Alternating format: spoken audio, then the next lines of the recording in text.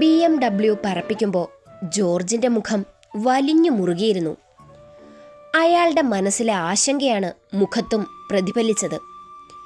ജെറിയുടെ മുഖത്തും അതേ ടെൻഷൻ തന്നെയാണ്. തൻ്റെ സോഫിക്ക് എന്താകും പറ്റിയതെന്നോർത്ത് അവനാകെ ടെൻഷനാണ്. ഇഷാൻ മാത്രം ഫോണെടുത്ത് ജാൻവിയുമായി ചാറ്റിങ്ങിലാണ്. അവൻ്റെ മുഖത്ത് വിരിയുന്ന പലതരം ഭാവങ്ങൾ കടക്കോണിൽ ജോർജ് കാണുന്നുണ്ട്.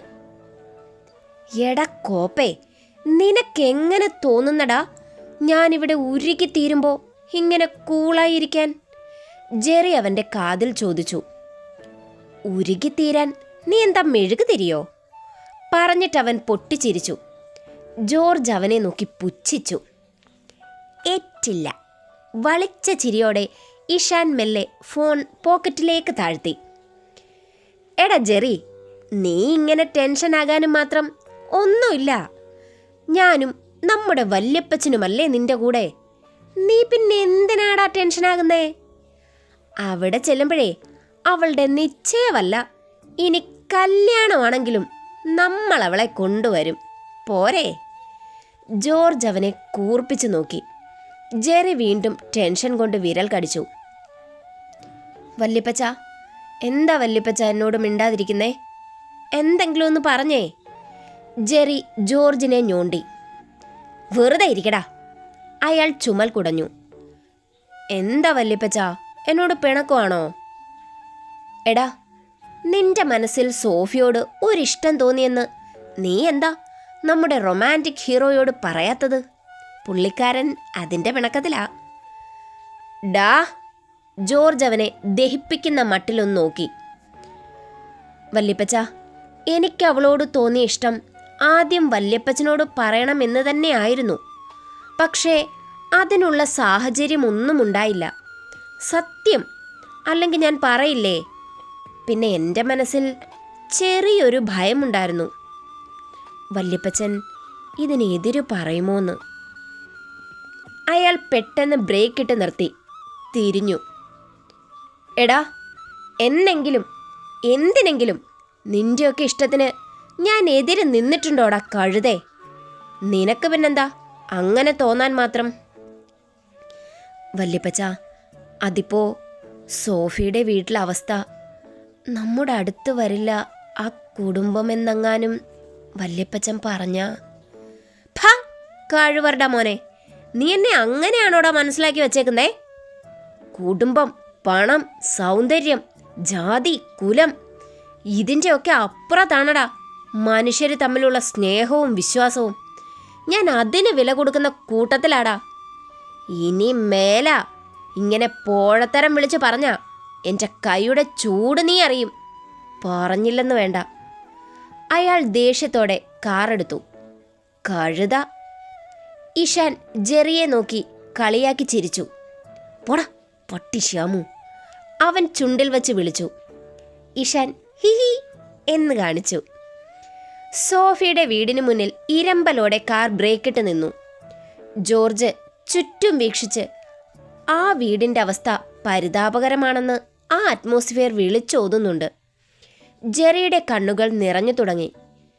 അവർ പുറത്തേക്കിറങ്ങിയതും മരിയ പുറത്തേക്ക് വന്നു. അയ്യോ, ഇത് അച്ചാച്ചനല്ലേ? അവൾ ഓർത്തുകൊണ്ട് അവരുടെ അടുത്തേക്കോടി.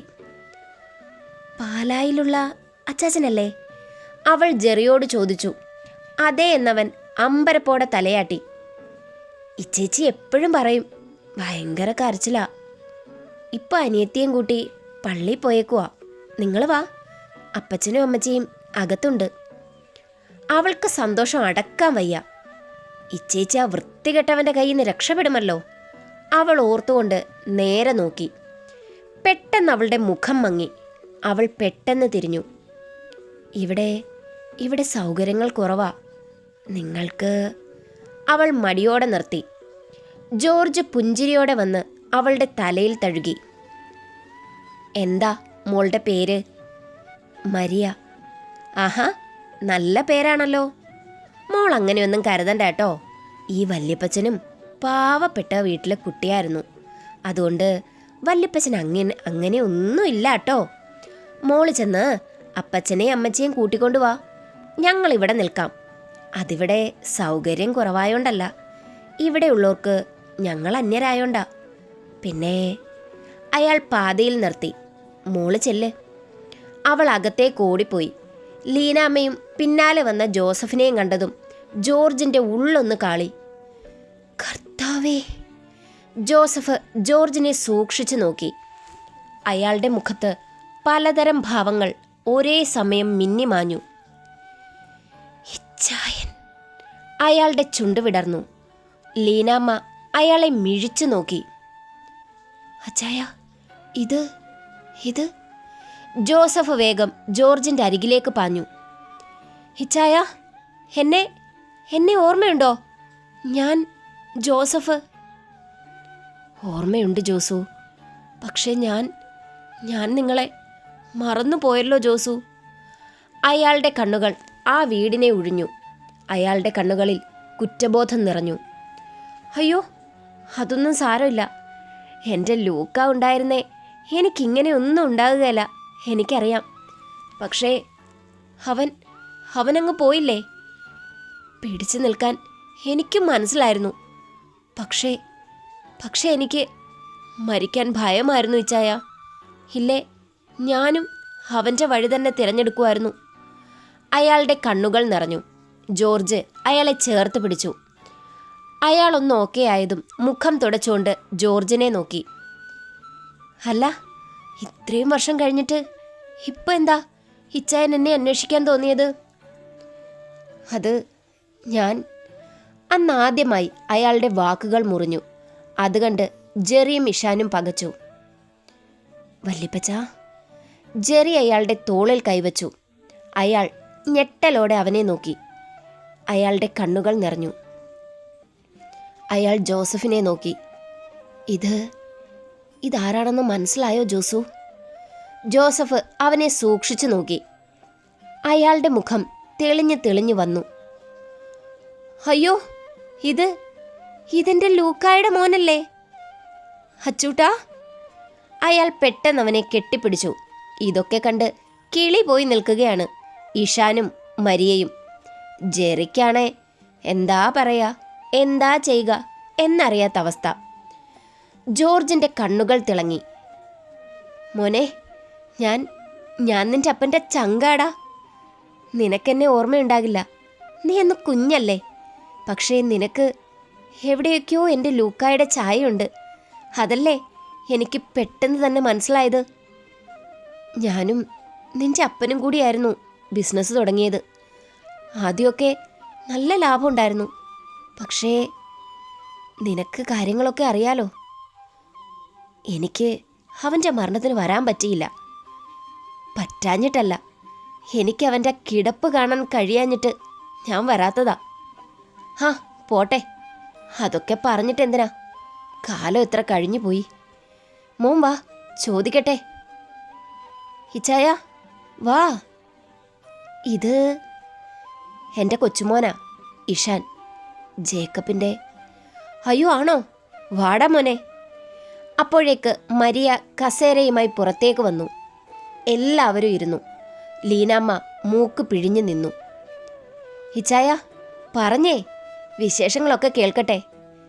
അയാളുടെ മുഖത്ത് തെളിഞ്ഞ സന്തോഷം കാണുമ്പോൾ ജോർജിന് കുറ്റബോധം കൊണ്ട് നെഞ്ച് നീറുകയാണ്. ലൂക്ക ഉണ്ടായിരുന്നേ ജോസുവിന് ഈ അവസ്ഥ വരില്ലായിരുന്നു. സോഫിയുടെ അപ്പൻ്റെ അവസ്ഥ തിരക്കി അറിഞ്ഞെങ്കിലും അത് ജോസു ആണെന്ന് തിരിച്ചറിഞ്ഞില്ലല്ലോ കർത്താവേ. അയാൾ ചിന്തയിലാണ്ടു. അങ്കിൾ, ഞങ്ങളുടെ വീട്ടിലായിരുന്നു സോഫി. ഹേ, ആണോ? പെട്ടെന്ന് തന്നെ അയാളുടെ മുഖം മങ്ങി.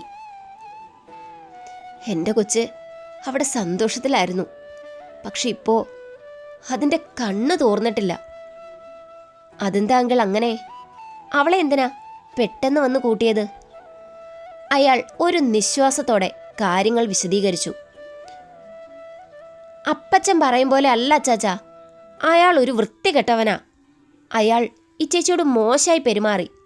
അപ്പോൾ ഇച്ചേച്ചി അയാൾക്കിട്ടൊന്ന് പൊട്ടിച്ചു. അത് കഴിഞ്ഞാ ഈ വിവാഹാലോചന കൊണ്ട് അയാൾ വന്നത്. അമ്മച്ചി അതി വീണുപോയി. ജെറിയുടെ കണ്ണുകൾ ഇടുങ്ങി. അത് ചുവന്ന് കയറി. ഇഷാന്റെ മുഖം വലിഞ്ഞു മുറുകി. ജോർജിന്റെ രക്തം തിളച്ചു. ഞാൻ എന്ത് ചെയ്യാനാ?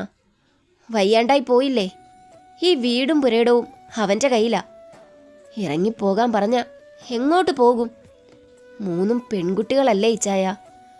അവളെ കുറ്റം പറയാൻ കഴിയോ? എൻ്റെ കൊച്ചിൻ്റെ കണ്ണീര് കാണുമ്പോഴാ എനിക്ക്. ജോസു, അവളുടെ കണ്ണീരിന് പിന്നിൽ ദേ നിന്റെ അച്ചൂട്ടനാ. പിള്ളേര് തമ്മിൽ ഇഷ്ടത്തിലാ. അവൻ അവിടെ ഇല്ലാത്തപ്പോഴാ മോളെ കൂട്ടിക്കൊണ്ടു വന്നത്. സത്യത്തിൽ ഞാൻ വന്നത് നീയാണെന്ന് അറിഞ്ഞിട്ടല്ല, സോഫി മോളെ പെണ്ണ് ചോദിക്കാനാ. അയാൾ ഞെട്ടിപ്പോയി. അടുക്കളയിൽ നിന്ന് വന്ന ലീനാമ്മ ഞെട്ടിത്തരിച്ചു നിന്നു. അപ്പോഴാണ് മുറ്റത്തേക്ക് മറ്റൊരു കാർ ഇരച്ചു വന്ന് നിന്നത്. ദേവസി. അയാളുടെ ചുണ്ടുകൾ മുഴിഞ്ഞതും ജെറിയുടെ കണ്ണിൽ തീ പാറി. വല്ലാത്തൊരിളിഞ്ഞ ചിരിയോടെ കയറി വരുന്ന മധ്യവയസ്കനെ കണ്ടതും അവർ 3 പേരും ഒരുപോലെ ഞെട്ടി. ഇവനെയാണോ സോഫിക്ക് വേണ്ടി? അവൻ ലീനാമ്മയെ നോക്കി. അവൻ്റെ നോട്ടത്തിൻ്റെ അർത്ഥം മനസ്സിലായവർ തല കുനിച്ചു പിടിച്ചു. അപ്പച്ചോ, ഗസ്റ്റൊക്കെ ഉണ്ടല്ലോ. വിശേഷങ്ങൾ അറിഞ്ഞുള്ള വരവായിരിക്കും അല്ലയോ? നന്നായി. ആരെങ്കിലുമൊക്കെ വന്നും പോയും ഇരിക്കുമ്പോഴാ ഇതൊരു കല്യാണ വീടാണെന്ന് നിങ്ങൾക്കും തോന്നുന്നേ. എവിടെ കല്യാണപ്പെണ്ണ്? അവൻ്റെ കണ്ണുകൾ ആർത്തിയോടെ അകത്തേക്ക് പാഞ്ഞു. അത് കണ്ട് ജെറിയുടെ മുഖം വലിഞ്ഞു മുറുകി. ജോർജ് തുടയിൽ അടിച്ചുകൊണ്ട് എണീറ്റു. എടാ ദേവസി, നിന്റെ ഉദ്ദേശം എന്തായാലും അതിവിടെ നടപ്പില്ല. നീ വേഗം സ്ഥലം കാലിയാക്ക്. ദേവസിയുടെ മുഖം ചുളുങ്ങി.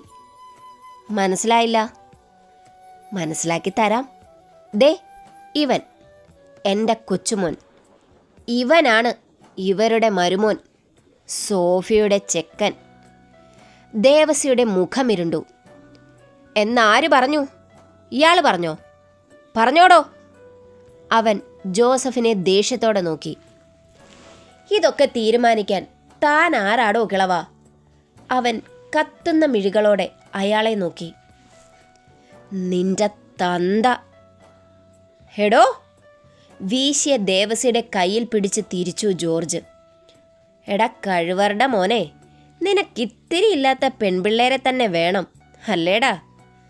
പലിശയും കള്ളക്കണക്കും പറഞ്ഞ് പാവത്തുങ്ങളെ ഭീഷണിപ്പെടുത്തി പെൺപിള്ളേരുടെ മാനത്തിന് വില പറയുന്നോടാ നാറി. നിന്റെ കണ്ണിലുണ്ടടാ നിന്റെ മനസ്സിലെന്താണെന്ന്. അത് ഈ ജോർജ് ഇവിടെ ജീവിച്ചിരിക്കുമ്പോൾ നടക്കില്ല കേട്ടോടാ നായിൻ്റെ മോനെ. ജോർജിൻ്റെ കയ്യിൽ കിടന്ന് കുതറുന്ന അവനെ കണ്ട മരിയയുടെ കണ്ണുകൾ തിളങ്ങി. വല്യപ്പച്ചാ. വിശ്വസിക്കാൻ കഴിയാതെയുള്ള ഒരു നിലവിളി ശബ്ദം. ജെറിയുടെ ഹൃദയം ഒന്ന് തുള്ളി. അവൻ പെട്ടെന്ന് തിരിഞ്ഞ് നിറഞ്ഞ കണ്ണുകളുമായി അവൾ സോഫി. അവൻ ഒരൊറ്റ കുതിപ്പായിരുന്നു അവളുടെ അടുത്തേക്ക്. അവളുടെ അരികിലെത്തി അവൻ അവളെ വാരി പിടിച്ച് നെഞ്ചിലമർത്തി. അവൻ്റെ സങ്കടം, സന്തോഷം, പ്രണയം എല്ലാം കൂടിക്കലർന്നൊരു നിമിഷം. അവൻ അവളുടെ മുഖം കയ്യിലെടുത്തു. നിറഞ്ഞ കണ്ണുകളോടെ അവളുടെ മുഖം മുഴുവൻ ഉമ്മകൾ കൊണ്ട് മൂടി. ഇരുവരുടെയും കണ്ണുനീർ കൂടിക്കലർന്നു. ഹൃദയം തരളിതമാകുന്ന പ്രണയ നിമിഷം. അതിന് സാക്ഷിയായി നിന്നവരുടെ പോലും കണ്ണു നനയിച്ചു കളഞ്ഞ നിമിഷം. ദേവസയുടെ മുഖം ദേഷ്യം കൊണ്ട് വിറച്ചു. ഓഹോ, അപ്പോ ഇവനെ മനസ്സിൽ വച്ചോണ്ടാ നീ എൻ്റെ അണ്ടകടാഹം പൊള്ളിച്ചത് അല്ലേടി? അവൻ ജോർജിൻ്റെ കയ്യിൽ നിന്നും കുതറി അവരുടെ നേർക്ക് പാഞ്ഞു. എന്നെ പൊട്ടനാക്കിക്കൊണ്ട് നീ ഇവൻ്റെ കൂടെ പൊറുക്കുന്നതെനിക്കൊന്ന് കാണണം. അവൻ പറഞ്ഞുകൊണ്ട് പാഞ്ഞു വന്നതും ജെറി ഒരു കയ്യാൽ അവളെ തൻ്റെ പിന്നിലേക്ക് നീക്കി. ഓടി വന്ന ദേവസയുടെ നെഞ്ചിൻ കൂടിനിട്ട് ഒരു ചവിട്ട്. അവൻ പിന്നിലേക്ക് തെറിച്ചു വീണു. സോഫി അമ്പരന്ന് പോയി. തൻ്റെ ജെറിച്ചായൻ തന്നെയാണോ ഇത്? അതാണ് അവളുടെ കണ്ണിലെ ഭാവം. ഇഷാൻ നാവ് മടക്കി അസലൊരു വിസിൽ അടിച്ചു വിട്ടു. ജോർജിൻ്റെ ചുണ്ടിൽ പുഞ്ചിരി വിരിഞ്ഞു. ദേവസിയുടെ കാറിലിരുന്ന 2 പേർ ഇറങ്ങി പാഞ്ഞു വന്നു. അത് കണ്ട ഇഷാൻ കളത്തിലിറങ്ങി. പിന്നെ അവിടെ നടന്നത് ചരിത്രമാണ്. ദേവസിയെ നിലത്തുനിന്ന് വലിച്ചുയർത്തി.